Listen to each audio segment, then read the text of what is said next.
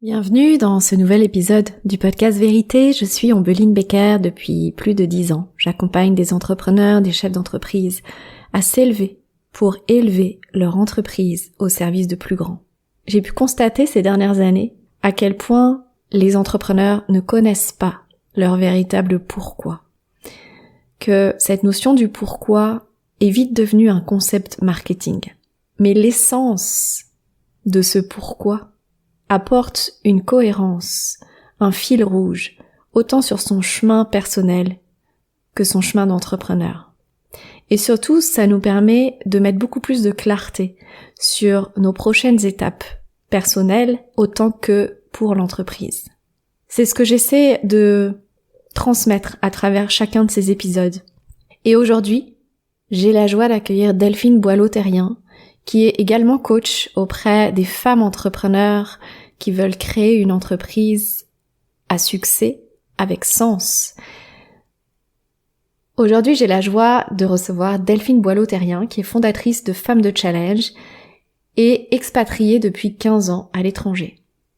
Elle accompagne plus particulièrement les femmes entrepreneurs à créer leur indépendance financière avec une entreprise qui a du sens. Elle a accompagné plus de 400 femmes en francophonie depuis 2008 et son entreprise fait dans les 6 chiffres depuis plusieurs années. Dans cet épisode, elle nous raconte comment elle est devenue entrepreneur pour retrouver cette indépendance financière à laquelle elle avait dû renoncer pour suivre son conjoint et s'expatrier.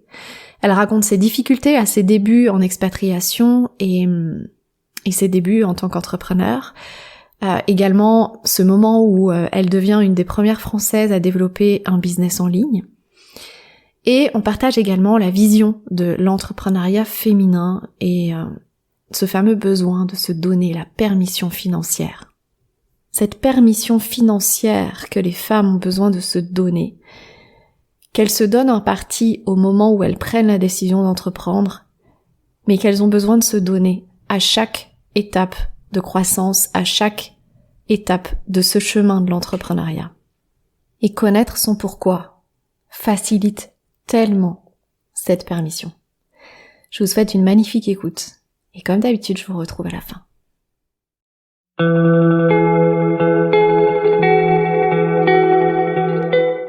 Bonjour Delphine, bienvenue dans le podcast Vérité. Bonjour Ombeline. Très heureuse de te recevoir parce que ça fait un petit moment qu'on se connaît toutes les deux et ça me tenait à cœur de t'inviter ici dans ce podcast de par ton expertise de l'entrepreneuriat féminin et de ton niveau d'expérience aussi, du nombre d'années d'expérience, on va dire. Ben, c'est gentil. Puis en fait, moi, ça me fait aussi très très plaisir parce qu'effectivement, ça fait, je saurais même pas dater depuis combien de temps on se connaît, mais ça fait quand même un petit bout. Et c'est vraiment chouette de pouvoir se retrouver aujourd'hui. Ouais, je pense que c'était en 2014. C'est fort possible. Ouais. Donc, comme je le disais en introduction, toi, tu es entrepreneur et tu as créé Femmes de Challenge il y a 14 ans, au jour où on enregistre le podcast. Et tu es aussi connue pour être expatriée ou vivre à l'étranger depuis de nombreuses années. C'est ça. J'ai quitté la France en 2005. Et donc, pour commencer, est-ce que tu aimerais nous décrire ton environnement pour qu'on puisse t'imaginer? Mon environnement, ben là, je suis dans mon bureau, donc dans un de mes bureaux en fait, parce que j'en ai un à la maison et j'en ai un à l'extérieur. Et donc j'ai ma fenêtre sur ma droite et j'entends les petits oiseaux chanter. Et là il pleut un petit peu. Je suis en Belgique et voilà, donc j'ai plein de lumière dans mon bureau parce que j'adore la lumière. Et voilà, avec ma gourde d'eau et puis une petite une image d'un écureuil, parce qu'apparemment c'est un animal qui m'accompagne, qui est juste à côté de moi, entre autres. Voilà, je vais pas tout décrire parce que il y a pas mal de choses autour de moi. Bon, deux petites madames, une je crois que c'est Madame Incroyable et l'autre c'est une petite poupée japonaise, celle qui ne tombe jamais. Et tu es en Belgique, vers Bruxelles? Oui, en fait, Bruxelles, donc tu as le centre-ville, puis après tu as plein de petites villes un peu satellites très très proches. Donc on est à 25 minutes en train du centre-ville, donc on est à Uccle exactement. Alors pour qu'on te connaisse mieux, pour que les auditeurs te connaissent mieux, est-ce que tu pourrais nous partager un peu les grandes lignes de ton parcours, on va dire tout domaine confondu, si tu veux, ce qui te semble important que les auditeurs sachent de toi pour qu'on puisse mieux recevoir ce que tu vas transmettre dans ce podcast. Oui. Pour moi, tout a démarré quand j'ai quitté la France. Donc j'habitais et je travaillais à Paris dans les ressources humaines, dans un cabinet de consultants. Et donc en fait, je ne savais plus ce que je voulais faire. Je ne voulais plus faire ce que je voulais faire, mais je n'arrivais pas à sortir de l'entreprise dans laquelle j'étais parce que je ne savais pas ce que je voulais faire. Et donc c'était vraiment très très inconfortable. Donc j'aime bien parler de ça parce que ça peut être significatif de plein de situations dans lesquelles on n'arrive pas à sortir. Et finalement c'est pas le professionnel qui m'a aidé à sortir de mon système, c'est plutôt le personnel, puisque j'ai rencontré Laurent, qui est français mais habitait en Belgique. Et donc après avoir une relation à distance, en fait j'ai décidé de le rejoindre à Bruxelles. Et donc là, je suis vraiment sortie de ma zone de référence et finalement, ça a été le déclencheur de toute la suite, puisque cet épisode belge a été assez court, malgré que ce n'était pas un choix de partir à la base, puisque du coup, on est parti en expatriation avec la société dans laquelle travaillait Laurent. Donc ça, c'était pas prévu au départ. Donc, je suis restée finalement que 4 mois en Belgique. 4 mois qui ont été assez intenses et aussi assez difficiles pour moi, parce qu'en fait, je me suis vue confrontée à la barrière de la langue. Moi, je travaille dans les ressources humaines, donc il me demandait de parler néerlandais, parce que c'est une des langues nationales, donc ce que je pouvais comprendre. Sauf que j'avais pas du tout anticipé ça, et moi, je suis pas bonne en langue, donc je me voyais finalement avoir cet obstacle alors que j'étais hyper motivée à travailler, à m'installer en Belgique. Enfin, j'étais vraiment peinée et décontenancée au bout de 4 mois avec j'ai fait beaucoup de démarches, des entretiens, etc. et rien n'aboutissait et je me suis retrouvée vraiment face à un mur. Et donc quand Laurent m'a dit qu'avant de me rencontrer, il avait demandé à partir à l'étranger et que là, il avait une opportunité de partir en Chine. Je lui ai dit, où ça en Chine? Parce que la Chine, c'était pas un pays où j'avais vraiment envie, ne serait-ce même que d'aller visiter. Enfin, politiquement, ça me suis pas trop d'accord avec mes valeurs. Et puis moi, j'avais jamais envisagé partir vivre à l'étranger, pas du tout. Et donc quand il m'a dit Shanghai, donc j'ai regardé un peu Shanghai et j'ai vu que c'était une ville assez cosmopolite avec des multinationales et j'ai dit on y va. Parce qu'en fait, il fallait vraiment que je me sorte de la situation difficile dans laquelle j'étais une deuxième fois, du coup. Et donc, on est arrivé à Shanghai et rapidement, en fait, j'ai décroché un poste dans un cabinet de chasseurs de tête. Donc, je débauchais des Chinois bilingues anglais pour des multinationales. Donc, je trouvais ça assez sympa. Pas forcément facile, mais assez intéressant. Et puis... Oui, parce que par rapport au néerlandais, c'était quand même pas un challenge plus facile. En fait, j'avais l'anglais. Alors, ce qui était compliqué, donc j'étais pas bilingue anglais, mais je me débrouillais, on va dire. Mais ce qui était un peu complexe, c'était la barrière culturelle, en fait, avec le chinois. Mais et là, en plus, cette expérience était intéressante parce que j'étais dans un tout petit cabinet et à part le boss, qui était franco-britannique, il y avait que des employés chinois. Donc c'était vraiment une expérience culturelle hyper intéressante et donc en fait j'ai aimé ce que je faisais mais je me sentais bien que c'était pas non plus le job de mes rêves et puis en fait je suis rapidement tombée enceinte et là je me suis dit si on retourne en Europe en fait professionnellement je ne sais absolument pas quoi chercher donc je me suis fait accompagner par une coach professionnelle parce que j'avais beau essayer de faire par moi-même, j'y arrivais pas de trouver ce que je voulais. Et donc là, effectivement, le coaching professionnel m'avait déjà traversé l'esprit quelques années avant, mais je m'étais dit, il faut que j'ai 40 ans, il faut que j'ai vécu plein de difficultés professionnelles, bref. Et là, je me suis dit non mais là vraiment, je sens que c'est ça. Et donc en fait, l'été, on rentrait et je me suis formée. Donc j'ai fait une formation d'une dizaine de jours parce que en fait, j'avais toujours eu une peur par rapport à l'entreprise, c'est d'être inutile. Enfin, je ne voyais pas en quoi je pouvais être utile dans une entreprise. Donc ça, c'est un moteur aussi chez moi, d'être employable, de me sentir utile, d'être toujours à entretenir des compétences, et donc en fait je me suis formée donc l'été à Paris, et en revenant en septembre, voilà, avec ma carte de visite, j'ai commencé à avoir mes premiers clients, et donc j'ai voulu tout essayer, en entreprise, en groupe, en anglais, en français, en individuel, mais que sur le volet professionnel. Ça, c'était quelque chose qui pour moi était pas discutable, et j'ai adoré. Enfin, je me suis vraiment sentie dans mon élément, et donc là j'étais vraiment super heureuse parce que je me suis dit j'ai enfin trouvé l'endroit où est ma place. Et sachant qu'il y a 14 ans, le monde de l'accompagnement et du coaching n'était pas ce qu'il est aujourd'hui. Non, alors en fait, à Shanghai, il y avait une grosse communauté francophone, française, et il y avait déjà encore des coachs. Donc c'est pour ça que finalement, j'avais pas l'impression que c'était un nouveau métier, et j'étais que dans cet écosystème, donc j'avais pas du tout de prise de recul.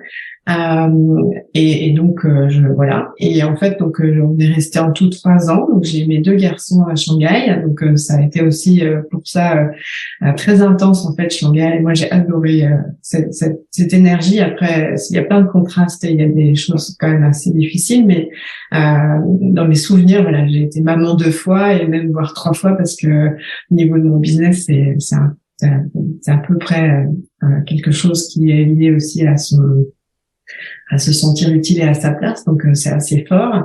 Et ensuite on est parti donc aux États-Unis, et là en fait on est parti donc dans l'État de New York, très au nord, donc beaucoup plus près du Canada, donc à 3 heures de Toronto, dans une ville vraiment très américaine. Donc il y a plusieurs années, en fait, ça devait être rempli d'expatriés parce que c'est là où est le siège de Kodak. Mais là, c'est vraiment une ville américaine, sans aucune communauté autre que des Américains. Donc, je le savais d'avance, mais bon, y aller, c'était autre chose. Donc là, en fait, après avoir mis mes 2 bébés à la crèche, je me suis dit bon maintenant, je veux vivre de mon métier. J'ai trouvé ce que je veux faire, parce que moi, j'ai aussi un fil rouge dans mon moteur, c'est l'indépendance financière. Enfin, c'est quelque chose d'extrêmement important, et c'est pour ça que pour moi, partir en expatriation a été vraiment compliqué, parce que je devenais dépendante financièrement, et donc voilà, c'est la raison qui a fait que ça a été difficile pour moi en Belgique, et à Shanghai il fallait absolument que je rebondisse parce que c'était pas possible d'être dépendante financièrement, et donc à Rochester, voilà, j'étais hyper heureuse parce que je me suis dit les États-Unis, c'est le pays du coaching, du leadership, enfin ça va être génial comme expérience, je vais apprendre, et en plus maintenant je sais ce que je veux faire, du coaching professionnel. Donc j'ai un peu fait comme à Shanghai, je rencontrais plein de gens, tous très très sympas bien sûr, mais à force de m'entendre dire que mon accent était super cute et que personne voulait bosser avec moi, je me suis dit non mais là c'est pas possible, je suis encore en train de me reprendre un mur, et là vraiment je me suis dit mais je comprends pas, enfin vraiment. Et donc en fait à cette époque-là j'avais ça devait être en 2009 je pense, parce qu'à Shanghai donc c'était 2006 à 2009. Bien en fait j'avais repris un cursus de formation au coaching à Montréal à distance, et il y a un coach qui était dans cet organisme qui nous a proposé en fait d'intégrer un programme d'1 an pour aider les coachs à monter leur business en ligne. Et donc là en fait ça m'a interpellée. En même temps de prime abord je ne voyais pas du tout en quoi ça me concernait, parce que je pensais qu'on naissait entrepreneur, donc moi pas du tout. J'avais personne d'entrepreneur autour de moi. Et je me suis dit, mais qui va acheter en ligne sans jamais me rencontrer? Enfin, même moi, je le ferais pas. Enfin, ouais, puis coacher en ligne aussi. À l'époque, c'était pas très courant. Ouais. Non, mais en plus, venant des ressources humaines et du coaching, enfin voilà, comme traditionnellement on rencontre les gens, enfin on n'est pas thérapeute, mais il y a quelque chose quand même de l'ordre du présentiel. Et donc je voyais que des contraintes. Et en même temps, voyant que rien ne se concrétisait localement, je me suis dit, il va y avoir quelque chose qui fait que ça marche pas. Donc, effectivement, en prenant de la distance, ce à quoi je n'avais pas réfléchi, c'est que j'étais en train de suivre mon conjoint d'expatriation. Et donc, je ne connaissais pas, moi, cet univers de conjoint d'expat. Cette identité, mais... Ouais, c'est ça. Femme d'expat. Ouais, et donc de recommencer à zéro à chaque fois qu'on change de destination. Et là, je me suis dit, ah ouais. Donc je prenais vraiment conscience de ça. Et je me suis dit, non mais il est hors de question que je subisse et que ce soit ça ma vie. Et donc là, je me suis dit, finalement, ce programme, si je le vois avec d'autres lunettes, répond à toutes mes attentes. Donc j'ai intégré ce programme. Et en plus, c'était assez drôle parce que ce coach, lui, en fait, avait été formé aux États-Unis, mais n'avait jamais vraiment utilisé cette méthode. Donc, du coup, j'y allais vraiment en me disant, alors que c'est pas mon profil d'habitude, c'est plutôt, je vais vers des gens qui ont réussi ce qu'ils promettent. Mais bref. Et donc pleine de doutes, j'ai accepté en fait de ne pas savoir, et je me suis dit je m'accroche à ce qu'il me dit parce que j'ai envie d'y croire et j'ai envie de savoir, de me rassurer que ça marche. Et donc mon site a été lancé en janvier 2011 et 2 mois après j'avais ma première cliente à Sydney. Et là je me suis dit ça c'est donc possible. Et on n'est pas très souvent en contact, mais elle le sait que c'est ma première cliente. Et donc voilà, ça a tout changé pour moi. Elle était anglo-saxonne ou francophone? Non, française. En fait, j'avais décidé de ne coacher qu'en français. Ouais. Et donc en fait, j'ai donc appliqué pendant cette année. C'était pas facile parce que c'était vraiment écrire des articles, c'était une torture. Vraiment, puis j'étais toute seule en fait. Vraiment à Rochester, j'étais extrêmement isolée. Ouais, parce qu'en fait, c'est ça, c'est que c'est aussi les débuts du business en ligne, donc c'est les débuts de la création de contenu. Ouais.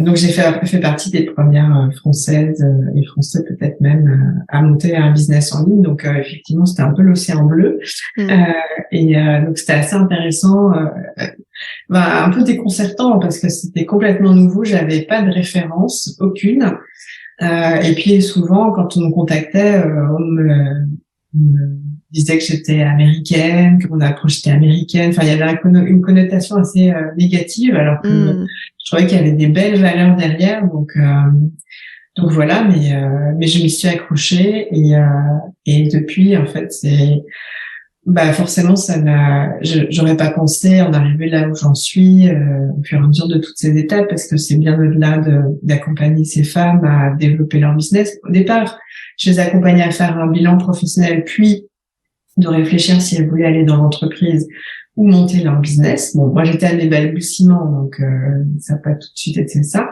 Et au fur et à mesure, en fait, ça n'a été que destiné à des femmes qui veulent vraiment devenir entrepreneurs. Et donc je les accompagne dans les différents niveaux de développement de leur entreprise.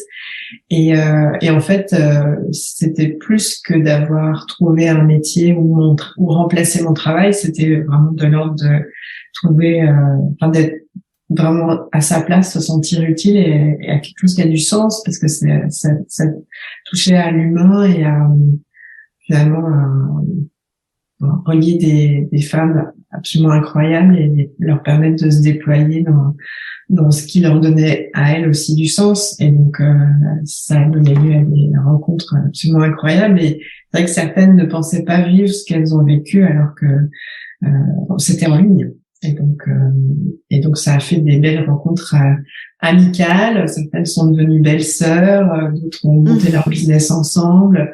Moi parfois quand je vais en vacances, donc j'allie les deux, de les rencontrer et puis d'être en vacances. Et certaines sont devenues amies. Enfin voilà, c'est une communauté à part entière. Et parfois, ce que je trouve assez touchant, c'est que on me dise mais celle-là, je suis sûre que c'est une fan de challenge, elle a quelque chose, je sais pas dire quoi.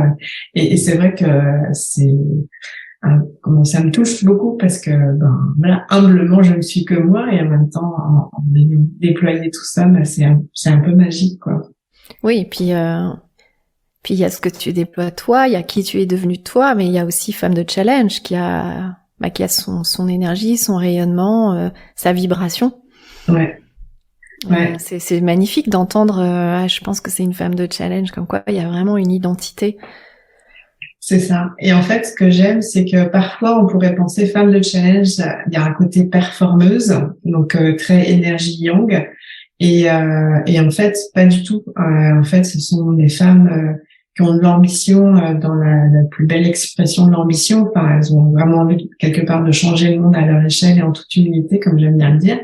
Et il y a toute cette dimension très intuitive et aussi spirituelle. Donc, du coup, voilà, je trouve que c'est même une philosophie de vie, quoi. Et donc, et des valeurs communes qui sont partagées. Donc, c'est assez chouette. Et avant de te poser une question qui m'est venue là en t'écoutant,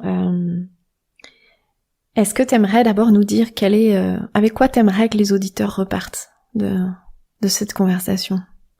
En fait, moi, c'est avec quoi je repars. En fait, que je pense que chaque personne est ici sur cette terre parce que on a quelque chose, un trésor intérieur qu'on est amené à déployer si on décide. Et que en fait, ce chemin, donc on va l'appeler être entrepreneur, mais pour moi, c'est bien plus grand que ça. Ou alors la définition n'est pas celle-ci. Enfin, pour moi, c'est vraiment donner du sens à sa vie. Et que en fait, c'est possible pour toutes les personnes qui le décident. Le chemin n'est évidemment pas facile parce que finalement, c'est important de pouvoir s'appuyer et se faire accompagner par d'autres qui ont ouvert le chemin. Sans ça, en fait, quelque part, c'est trop compliqué, c'est trop douloureux, et que en fait toutes les personnes qui le souhaitent peuvent y arriver. Enfin moi franchement j'aurais jamais pensé déployer ce que j'ai déployé et en fait c'est grâce au fait que finalement l'envie est venue et que j'ai pu me dire en fait je tends la main à des personnes, donc en l'occurrence ça a été des coachs à chaque fois qui font ce que je fais, donc de façon très globale sur qu'est-ce qu'il faut faire, mais aussi qui est-ce que je veux être. Et du coup, ça m'a permis d'ouvrir une voie à laquelle j'aurais pas pu avoir accès toute seule. Et donc, je considère que moi, je suis une femme absolument normale. J'ai juste envie de vivre, en fait, envie de donner du sens à ma vie. Que voilà, j'ai envie de donner peut-être un espoir, mais aussi il y a quelque chose de très concret en fait. Moi je suis très pragmatique, donc quelque part tant que c'est pas réel j'y crois pas, et donc voilà, t'en es aussi un exemple, Ambline, et on n'est pas toute seule, et je pense que les femmes en particulier ont besoin de se donner cette permission, et aussi de se donner cette permission financière, parce que je considère que ça fait maintenant des années qu'on encourage les femmes à se lancer dans l'entrepreneuriat. Donc oui, c'est absolument génial. Et en même temps, en fait, quand on commence à gratter et à découvrir l'histoire des femmes, on comprend le chemin dans l'autonomie financière qui est encore nécessaire à faire. Et donc, pour moi, c'est les deux. C'est vraiment se dire, oui, je peux donner du sens à ma vie. Oui, je peux devenir entrepreneur. Oui, ça sera aussi à la condition que je puisse me faire accompagner. Et oui, je peux avoir l'ambition d'être autonome financièrement, indépendamment de si je suis ou pas en couple, mais que c'est quelque chose qui est normal en fait. C'est de se réapproprier cette possibilité, cette capacité qui a fait que l'histoire nous en a privés. Carrément. C'est redéfinir aussi une place selon ce qu'on désire, selon qui on veut devenir, selon ce à quoi auprès de quoi ou auprès de qui on veut être utile aussi, et de sortir un peu des stéréotypes. Ouais. Et justement, j'avais envie d'aborder ce sujet de l'entrepreneuriat féminin avec toi. De leadership féminin, de cette relation à l'argent, parce que je pense que cette relation à l'argent, elle est le déclic qui nous amène sur ce chemin initiatique aussi notamment de l'entrepreneuriat. Avec ta vision à toi, avec ton expertise à toi, avec ta communauté, etc. Comment t'as perçu l'évolution de cet entrepreneuriat au féminin, en fait? On en est où aujourd'hui de ça? Je pense que aujourd'hui, une femme entrepreneur, c'est relativement commun. Une femme entrepreneur autonome financièrement, c'est encore très minoritaire. Ce qui est intéressant, c'est qu'il y a très peu de chiffres, c'est-à-dire qu'il y a très peu de statistiques. Donc moi, ce que j'ai en tête, c'est, je crois, il date de 2019, c'est avec le réseau Bouge ta boîte. Et elles avaient vu que sur un échantillon en France, à peu près, je crois, 75% des femmes entrepreneurs, donc elles ont quand même un très gros réseau, c'est quand même plusieurs centaines, voire plus de femmes entrepreneurs. Il y en avait donc 75% qui facturaient 1 500 € par mois. Ouais. Donc en fait, voilà. Aujourd'hui, c'est vraiment le sujet. L'entrepreneuriat au féminin, c'est acquis. En fait, c'est tellement, voilà, c'est hyper courant. Et pourtant, voilà, c'est important de comprendre que d'être autonome financièrement, c'est important. Et ce que moi je me suis aperçue, c'est que en fait, il y a plein de sous-sujets là-dessous. Oui, j'allais te dire, mais qu'est-ce qu'il y a derrière cette autonomie, en fait? Mais en fait, c'est vraiment intéressant parce que c'est vraiment un chemin d'éveil. Parce que même moi, je le fais, ce chemin d'éveil. Donc quand on est entrepreneur, ce qui est intéressant, c'est que on oublie facilement de se payer en premier, par exemple. Donc moi, même mes clients qui démarrent tout début, je fais prends déjà le réflexe de te payer. On s'en fiche de combien tu payes, mais déjà tu dois te payer. Parce que du coup, c'est tout ce lien à la valeur que nous nous octroyons. Pas la valeur nécessairement financière, mais déjà, on démarre de la base de l'estime de soi. Et donc, c'est toute une conscience de ce qu'on a à offrir en termes de compétences, de valeurs. Donc, le syndrome de la légitimité, l'imposteur, c'est très, très présent quand les femmes démarrent et donc elles oublient de se payer. Elles oublient. En fait, elles y pensent même pas. Oui, c'est ça. C'est pour ça que je parle d'un chemin de conscience, c'est que c'est vraiment reconquérir tout un tas de choses qui ne sont pas dans notre conscience. Alors que quand on est salarié, on ne se pose pas la question, mais c'est le système en fait qu'on intègre. Mais là, en l'occurrence, c'est tout un processus de conscience. Donc juste pour être très concrète, donc il y a le salaire, il y a évidemment la trésorerie, donc avoir développé des compétences de un peu de gestion, mais de base, mais que moi aussi j'ai dû acquérir. Donc voilà, une entreprise elle a besoin d'une trésorerie, donc d'avoir de quoi payer ses charges fixes, dont le salaire fait partie, mais aussi pouvoir avoir ses outils, savoir investir. Donc elle a besoin d'avoir de l'argent. Donc savoir estimer de combien on a besoin, également d'investir dans sa retraite. Donc déjà ça c'est la base de la base, mais tellement déjà de femmes ne font pas ça. Donc ça c'est hyper important. Donc l'autonomie financière après, ça va être de savoir se sentir capable et développer cette capacité d'avoir un chiffre d'affaires certes qui augmente, mais le chiffre d'affaires n'est pas ce qui est le plus important, c'est la rentabilité de l'entreprise. Parce que voilà, il y a des entreprises qui peuvent dire ouais, j'ai tant de chiffre d'affaires, d'ailleurs des entreprises Google, enfin des grosses entreprises, mais la rentabilité n'est pas réelle. Donc la rentabilité, c'est le bénéfice. Qu'est-ce qui ressort après avoir eu les dépenses et les entrées? Est-ce qu'il y a un bénéfice? Là, une entreprise, c'est sa fonctionnalité, elle doit être rentable, ça a sens. Donc, vaut mieux quelque part avoir une belle rentabilité et un chiffre d'affaires moins élevé qu'un gros chiffre d'affaires et ne pas être rentable. Ça n'a absolument aucun intérêt. Donc, c'est pour ça que parler de chiffres et puis dans notre monde d'Internet, on en voit beaucoup passer. Ouais. Mais derrière, c'est un peu, entre guillemets, avec bienveillance, toute cette naïveté qui est activée aussi et qui est nécessaire de s'approprier, quoi, de cette connaissance dans tout ce que veut dire cette autonomie financière. Donc après, il y a plein de sujets. Je te laisse Et guider. d'ailleurs, tu vois, tu parles de s'approprier, tu le disais aussi tout à l'heure.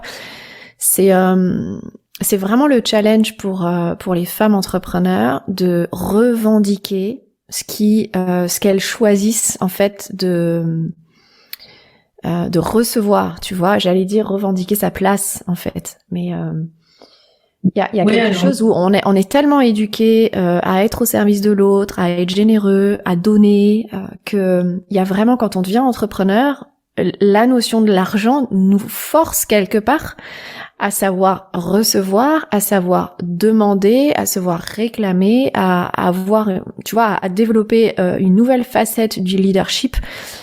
Et il y a vraiment ce côté s'approprier, recevoir, réclamer, déterminer sa valeur, parce qu'il y a personne qui va nous le dire et qui va le faire à notre place. oui. Oui, bah déjà fixer ses tarifs, et puis une fois qu'on les a fixés, arriver à les maintenir face à un prospect. C'est comme tu le dis, bah voilà, quand on est entrepreneur et qu'on a envie en plus d'être dans sa mission de vie, dans sa passion, il y a un côté ah bah je peux pas en vivre en fait puisque ça va pas ensemble. Donc remettre du et entre bah, je fais un métier qui a du sens, qui me passionne et je peux aussi en vivre. Donc déjà là il y a tout un sujet, et puis de pas être dans cette empathie du prospect où on va anticiper que le prix soit trop cher et que en fait on est toute prise d'émotion parce qu'on se pose plein de questions, on est dans l'incertitude, et puis comme tu disais, bah effectivement réclamer son dû, enfin voilà quand puis c'est aussi se détacher, tu vois, c'est-à-dire que l'argent ne définit pas qui je suis. Il y a aussi tout ce travail-là à faire de transformation. Je pense aussi, tu sais, à ces femmes entrepreneurs qui sont dans un marché avec des prix de marché. Parce que nous, dans le coaching, on est quand même un peu libre de proposer les tarifs qu'on désire. Mais il y a par exemple, les avocats, enfin, il y a les professions qui sont un petit peu réglementées, ou les professions libérales. Enfin, je pense, j'avais une cliente à une époque qui était podologue. Et bon, bah, elle pouvait pas pratiquer tous les prix qu'elle voulait. Donc, moi, j'accompagne ces profils-là à sortir de leur cadre, parce que, tu vois, moi, j'ai accompagné il y a plusieurs années une avocate qui était inscrite au barreau en Espagne et à Paris. Et quand elle est revenue à Paris, bah, en fait, elle était en train de baisser les bras parce qu'elle n'arrivait pas à remonter sa clientèle. Et en fait, on a retravaillé son positionnement. Et donc oui, elle est avocate et en même temps, elle s'est positionnée différemment, qui fait que, en fait, elle est entrepreneur. Elle a ce titre d'avocate, mais en fait, elle a réussi à le présenter d'une autre façon pour pouvoir pleinement permettre d'offrir l'intégralité des services qu'elle souhaite faire, qui sont très alignés. Et donc, elle est sortie du cadre. Et moi, je pense que quand on est entrepreneur, c'est pour ça, souvent, j'avais une expression, le job qui me colle à la peau. Alors, le job, ça me parle moins, mais le côté colle à la peau. Parce que moi, c'est ça que je me permets, c'est de sortir de son cadre et de pouvoir aller découvrir d'autres facettes de nous. Parce que finalement, quand on reste dans le moule d'un métier, on ne peut pas offrir tout ce que nous sommes, nous. C'est ça. Et puis on reste dans une identité. Parce que ce soit avocat, que ce soit podologue, même coach, c'est une identité, ou médecin. Et effectivement, de s'autoriser à sortir de cette identité et révéler une autre facette, une autre identité, un prochain niveau d'identité, on va dire. Oui, de s'émanciper de ça et de pouvoir s'approprier qui nous sommes, nous. C'est pour ça que c'est très intuitu personné, en fait, l'entrepreneuriat. Moi, j'ai accompagné femmes médecins, notaires, en fait, elles sont sorties du cadre.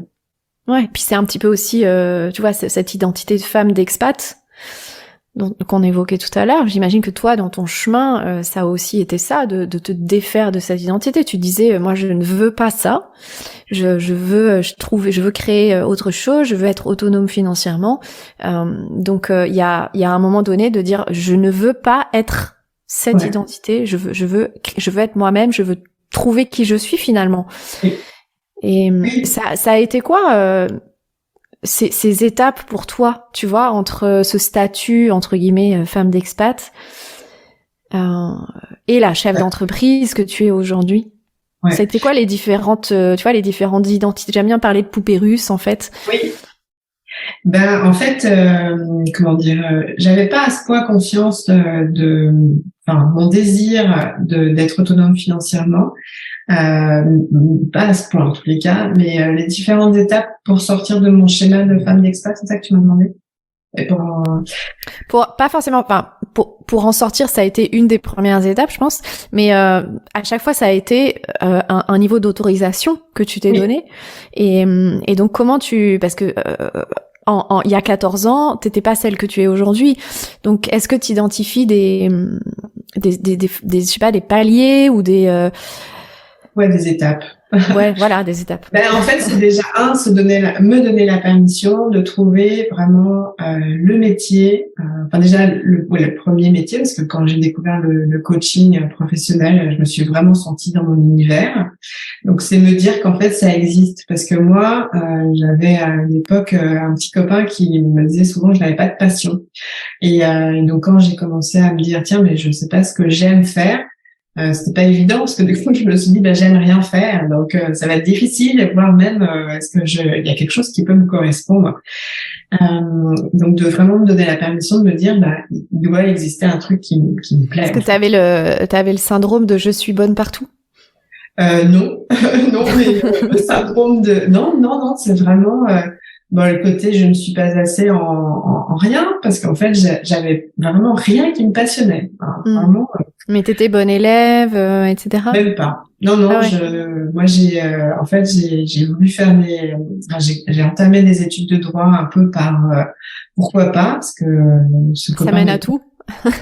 Ouais, puis après je me suis dit tiens donc c'était pas mon idée à la base. Et en y étant, on me dit tiens, en fait, ce qui me parle le plus, c'est être notaire. Mais en fait, j'avais pas trop développé. Après, en fait, je me suis dit c'est être quelqu'un qui a une expertise et qu'on vient consulter. Et donc ça me plaît. Donc j'ai échoué moi lamentablement dans le début de mes études de droit. Et ensuite, du coup, grâce à une autre rencontre, parce que moi, je maintenais que j'arriverais à avoir un bac+5, je maintenais que je voulais finir mes études de droit, et donc j'ai un ami à ce moment-là qui me dit non mais arrête de t'acharner, ça doit pas te correspondre en fait. Et donc il m'a dit va tente les ressources humaines. Il y a du droit, mais pas que ça. Et là, ça m'a ouvert d'autres portes. Donc c'est pour ça que souvent les rencontres sont aussi importantes dans mon parcours, mais pas que. Bien sûr, ouais, ce sont des opportunités. Ouais. Et donc la première étape, c'est vraiment se dire, quoi qu'il en soit, il doit y avoir quelque chose qui me correspond. Donc ça, c'est vraiment là pour moi l'étape la première. Donc c'est une autorisation effectivement de te dire, il y a quelque chose qui me correspond et je mérite de vivre ça. Oui. Donc ça, c'était pour moi la première étape. Je voyais pas plus loin que ça. Déjà, pour moi, c'était énorme.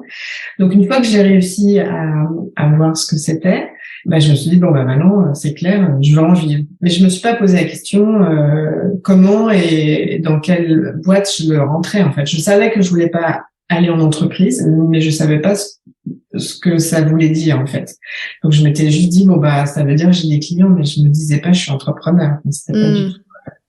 Et donc j'ai démarré comme ça, mais vraiment parce que j'étais passionnée, donc j'en parlais beaucoup. Et donc j'ai eu mes premiers clients, hommes, femmes, voilà, j'essayais. Et donc c'est la deuxième étape, c'est d'aller valider en fait que c'est ça et que je peux être utile, parce que c'est là où face à mes clients, où je me suis sentie utile à ma place. Parce que me former c'était une chose, mais la deuxième étape, ça a vraiment été de me confirmer que je pouvais permettre une transformation. Et ça, j'ai trouvé ça génial parce que du coup, je me sentais vraiment au bon endroit. Et en plus, je pouvais lire, apprendre. Ça m'a ouvert tout un univers vraiment qui me passionnait. Et je me suis dit, waouh, c'est génial parce que tout me passionne dans cet univers. Et c'était quoi l'univers du développement de soi? Ouais, du développement personnel, la gestion des émotions, la confiance en soi, trouver un projet professionnel. Mais c'était surtout débloquer parce que je me rappelle de ma première cliente, c'était un peu, ça m'a fait, je me demandais comment je pouvais l'aider, parce que c'est une femme qui avait déjà fait des formations en entreprise, et donc elle était dans un service de formation, puis elle me dit mais là j'arrive pas ça bloque, j'ai besoin d'aide pour créer une formation. Et je me dis, écoute, peut-être que je peux t'aider. Et en fait, c'était intéressant parce que c'était plus des compétences, des talents personnels que j'ai utilisés plutôt que des techniques professionnelles que j'ai apprises. Mmh. Et donc, du coup, ça permettait d'allier qui je suis complètement, quoi. Mmh. Et donc, cette deuxième étape, voilà, de validation que j'étais à la bonne place. Et puis, voilà, donc je me suis fait payer tout de suite. Et ensuite, la troisième étape, c'était maintenant, voilà, c'est vraiment d'être en fait, le premier palier, ça a été de me dire, je gagne autant que ce que je gagnais en entreprise. Bon, sachant que, voilà, c'était mon premier palier. Puis, après, quand j'ai vu que c'était possible, j'ai continué à augmenter parce que ça me permettait vraiment de me sentir autonome et donc du coup, ça a permis aussi ça a eu un lien avec ma confiance en moi dans mon couple aussi, dans mes choix, dans mes envies, dans exprimer mes envies, dans donner des permissions et par exemple c'est ce qui a fait que j'ai osé dire à mon mari à un moment donné, écoute, je pense que c'est le bon moment qu'on quitte les États-Unis alors qu'on était en plein processus de green card. Je dis, écoute, je pense que pour tous les membres de la famille, c'est le bon moment qu'on parte. Et je le lis, moi, beaucoup, au fait de là où on était arrivé, mon entreprise dans l'aspect financier. Parce que tu avais un poids dans les décisions du foyer, finalement. En fait, c'est même si j'aurais pu le penser avant, là c'est un peu réducteur peut-être de dire ça comme ça, mais le fait d'être dans une capacité de générer de l'argent, donc une certaine liberté, quoi, une liberté de choix, ça m'a aussi donné une liberté de parole et de me sentir. Puis comme j'avais aussi, parce que pour moi l'argent c'est aussi le reflet du travail qu'on fait dans cette connexion à son intuition, à ce côté un peu plus spirituel, et donc c'est pas que l'argent en fait, c'est aussi le reflet de tout ce travail personnel qui m'a amené à attirer plus de clientes aussi en fait, donc être moins dans la peur du manque et être plus dans la confiance et du coup dans le fait de pouvoir me projeter, de me faire confiance dans mes choix et dans mes idées en fait. Et donc quand j'ai dit à Laurent je pense que pour tous les membres de la famille, donc mes deux garçons et moi, en fait je sentais que c'était juste qu'on quitte les États-Unis. Voilà. Je sais pas si je suis très claire, mais... Oui. Et donc tu évoques aussi la spiritualité. Qu'est-ce que tu entends par là pour toi? Qu'est-ce que c'est la spiritualité pour toi? Alors, c'est un concept. Je pense que c'est une façon d'aborder la vie. Alors, c'est pas abouti, hein, ça se travaille toujours et ça veut pas dire que je suis hyper zen tous les jours. Mais pour moi, c'est être plus connecté à mon intuition, être beaucoup moins dans les peurs, mais beaucoup plus dans la confiance.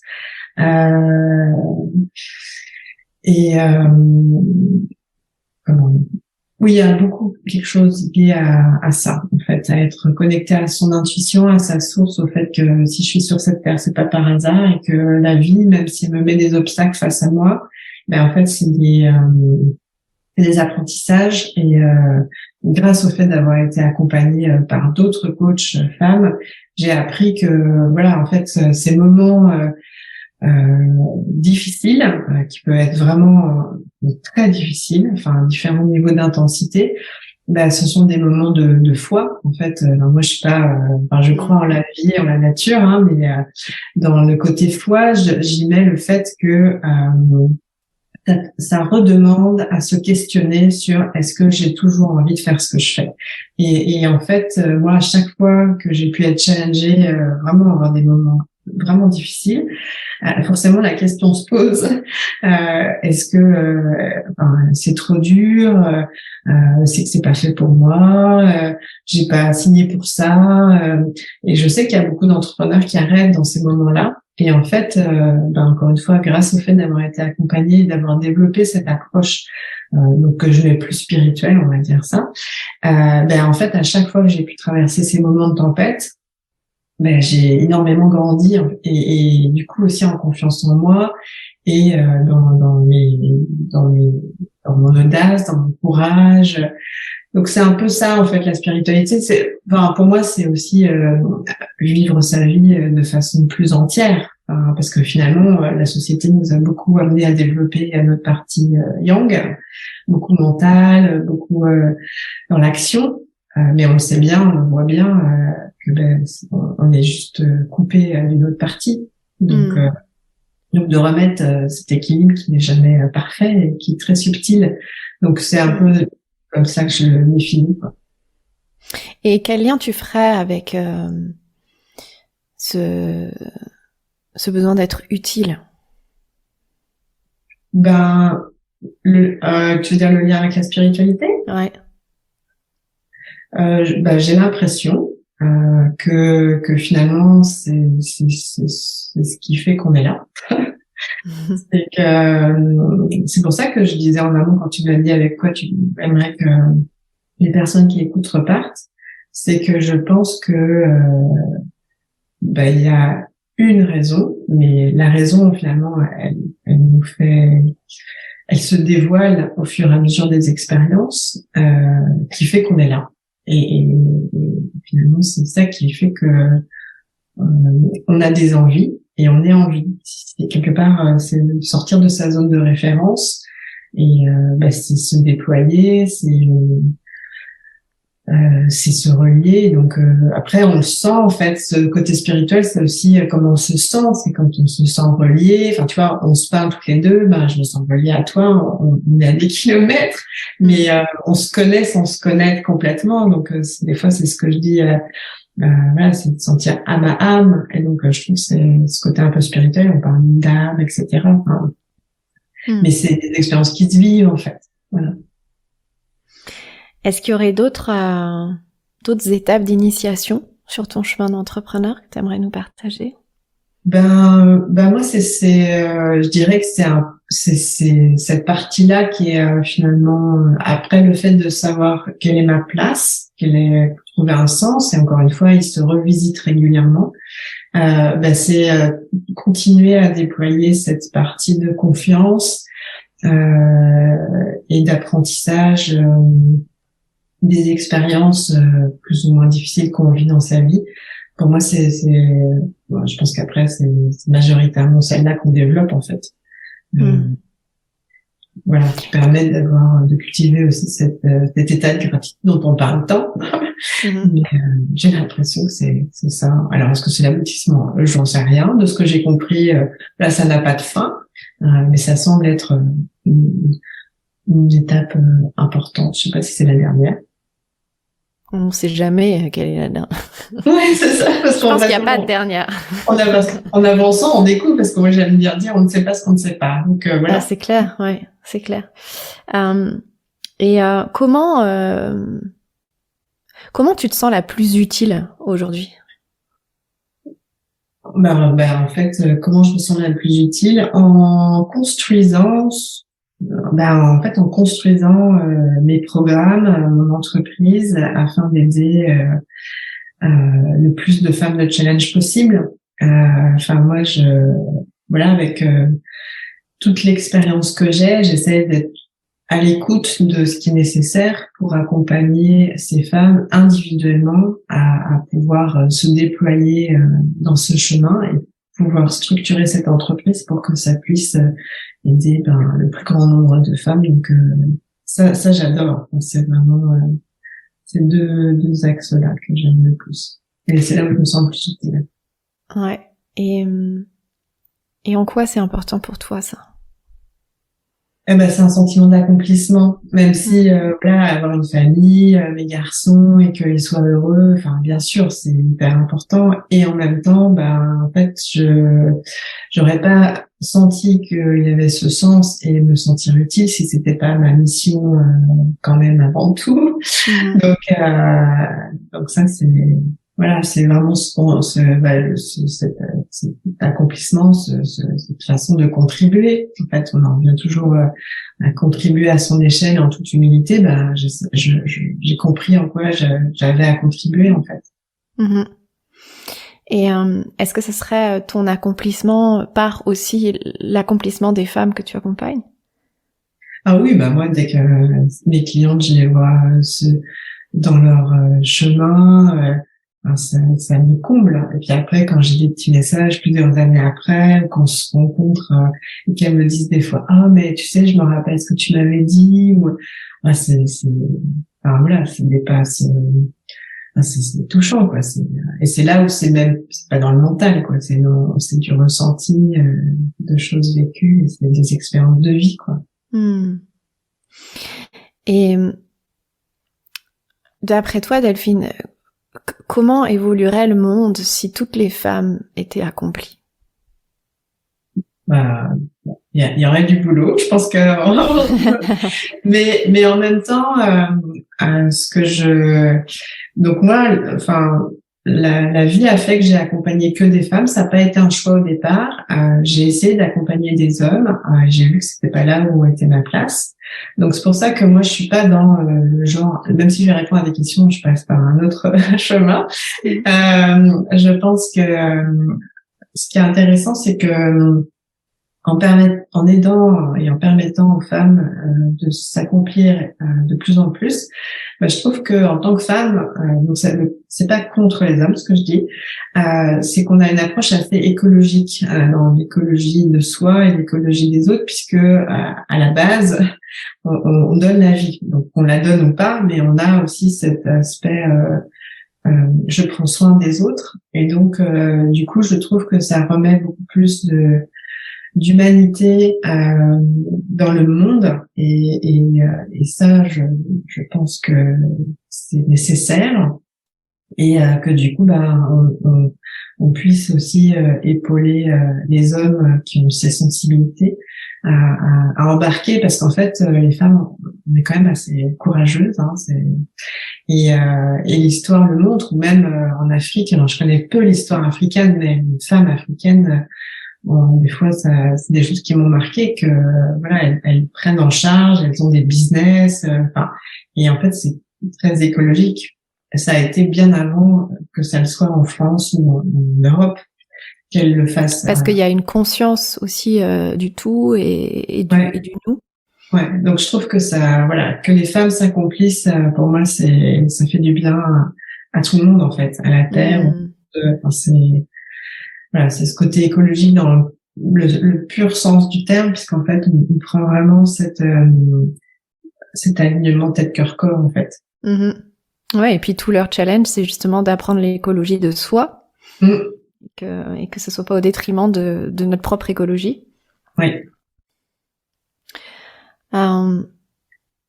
Est-ce que tu aimerais ajouter autre chose par rapport à ça, cette notion d'écologie, d'humanité?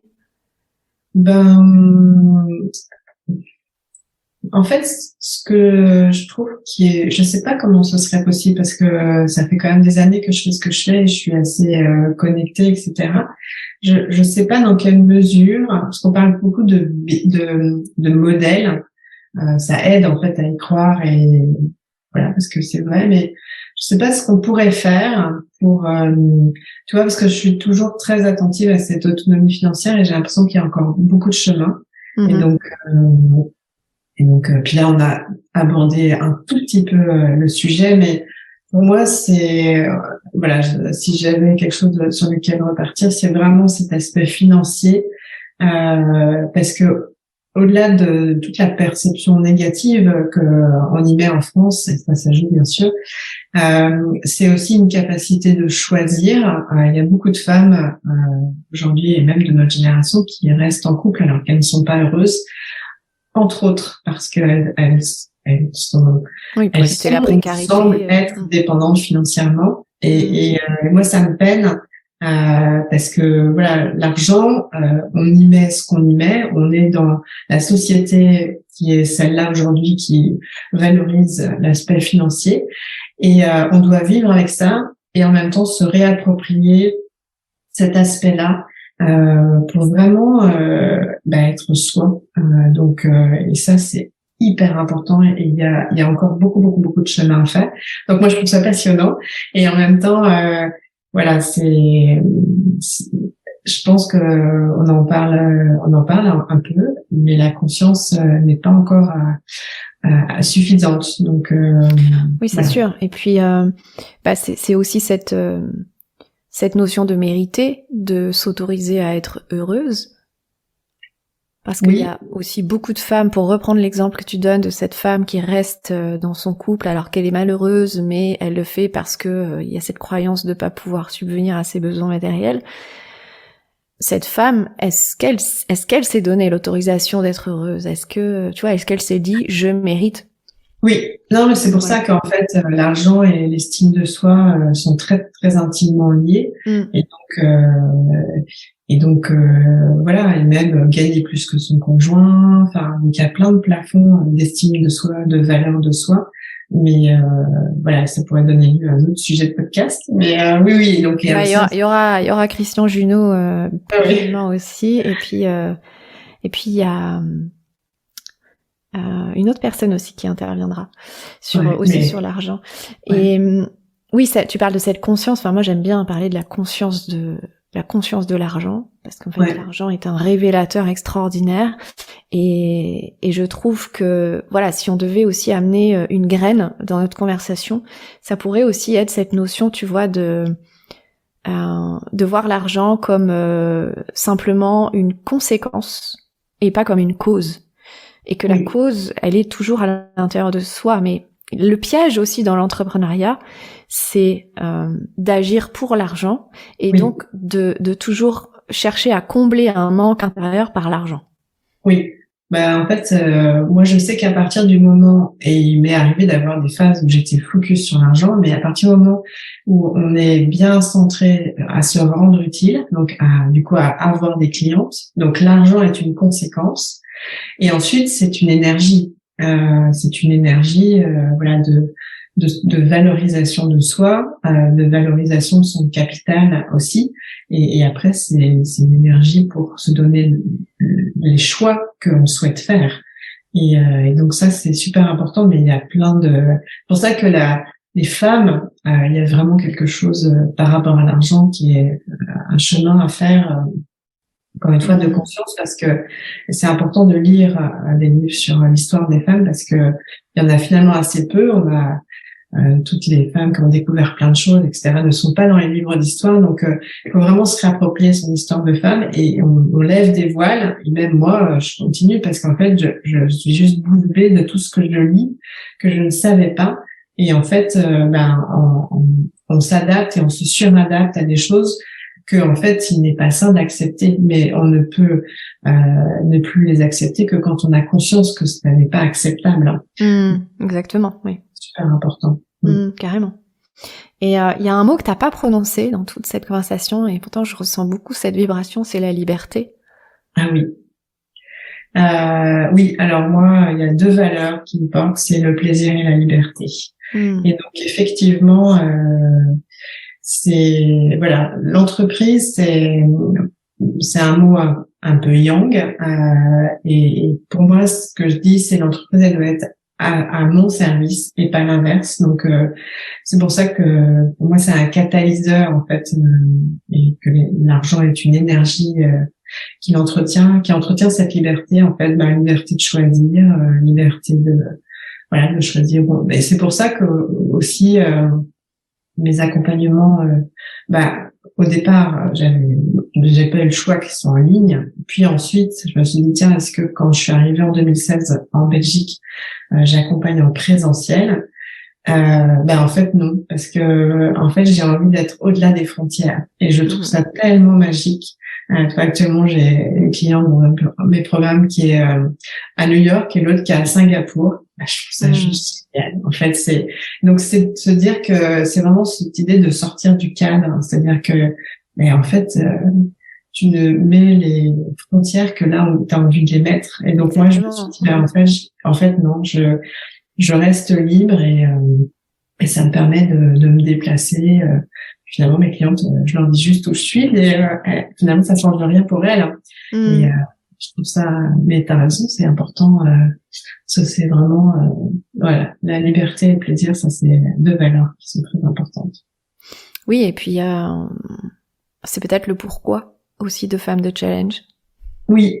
Oui, parce que si on retourne à la source, quand j'étais petite et que j'ai vu ma mère et enfin mes parents se disputer à cause de l'argent, et ben là je me suis dit moi je veux jamais vivre ça, donc il y avait une forme de dépendance. Donc en réaction, je me suis dit enfin de façon assez simple, l'argent sera ma liberté, puisque je voyais ma mère dans un mécanisme de dépendance à cause de ça, et ben ça m'a déclenché en fait. Donc ouais, ça t'a déclenché.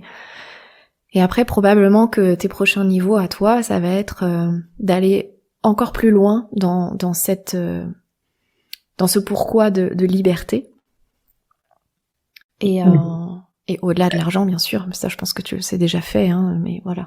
Oui, c'est ça, parce que en fait, moi, quand j'accompagne mes clientes, bien sûr que l'axe c'est le professionnel, mais comme je dis toujours, je prends mes clientes dans leur toutes les facettes, et donc l'aspect couple, l'aspect même parentalité. Donc moi, je ne vais que là où je dois aller, mais après je vais faire. Et après, oui, c'est pour ça que ça change des vies, quoi. C'est pas juste un accompagnement business.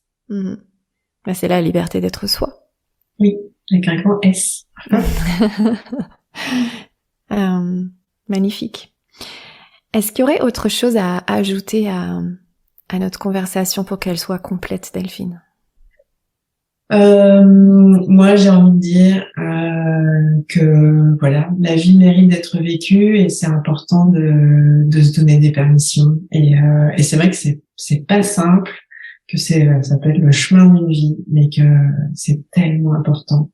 Donc voilà, vraiment se libérer des carcans et régulièrement faire des points pour savoir est-ce qu'on en est dans les différentes facettes de sa vie. Pour faire les choix, puis parfois c'est des choix qui vont demander beaucoup de courage, mais au final on se libère. Voilà. Et tu reviendras peut-être dans le podcast nous dire quel est ce prochain niveau d'autorisation que tu vas te donner, cette permission, la prochaine. Ça marche. Déjà là, cette année 2023 est assez intéressante en termes de développement personnel et professionnel, donc c'est assez intense, donc on reviendra l'année prochaine. C'est ça. Merci beaucoup Delphine, j'ai juste quelques dernières questions pour clôturer, si c'est ok pour toi en termes de timing. Quelles sont tes priorités pour ces 6 prochains mois, de façon à ce qu'on puisse dans le podcast les soutenir? Mes priorités, écoute, c'est là c'est de finaliser l'équipe, voilà. Priorité, en fait, c'est quelque chose qui va venir, donc après ça va être un nouveau site internet, mais qui du coup va être en lien avec là où je me sens d'être déjà et avoir envie de déployer. Et puis ensuite, c'est de créer des partenariats avec des écoles de formation, tu vois, de coach, de thérapeute, de décoratrice, d'avocat, parce qu'en fait, moi, je veux aider toutes ces femmes qui font ces formations et à qui il y a un message subliminal, une fois que t'es formé, tu peux te lancer. Or, non.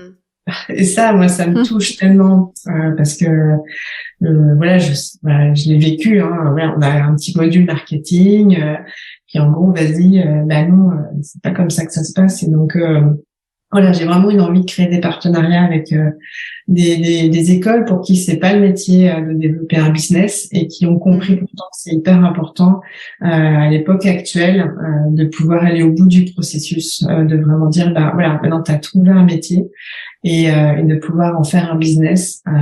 Et ça pour moi c'est et puis développer une posture d'entrepreneur en fait, parce que on apprend à être coach, à être thérapeute, à être je sais pas, consultante RH, tout ça, mais on n'apprend pas à être entrepreneur. Exactement. Ouais. Donc si j'en avais cité 3.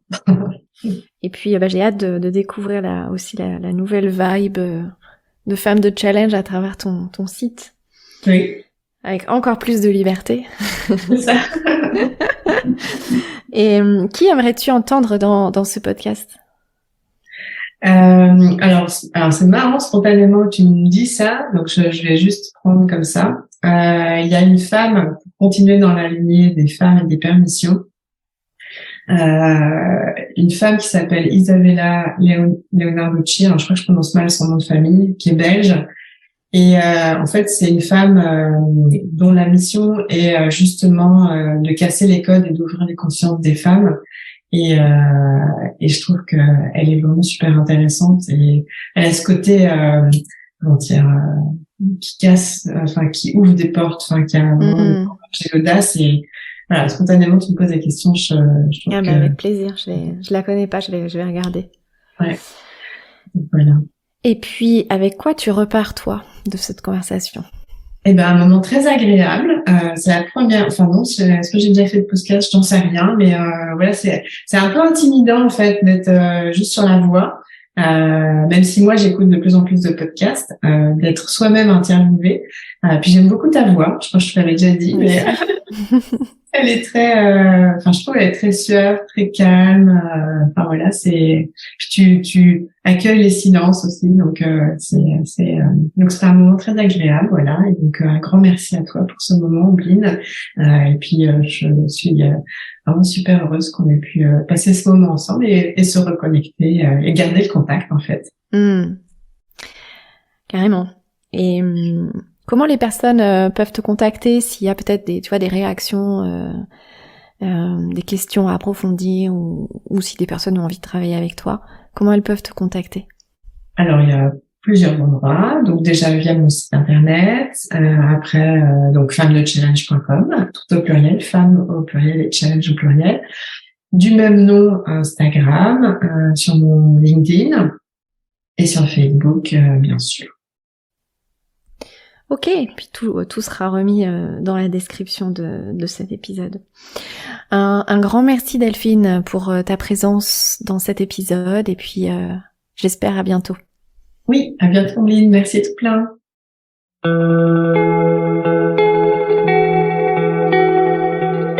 Merci d'avoir écouté jusqu'à la fin. Évidemment, si vous avez pensé à une personne en écoutant cet épisode, partagez-lui le lien vers l'épisode.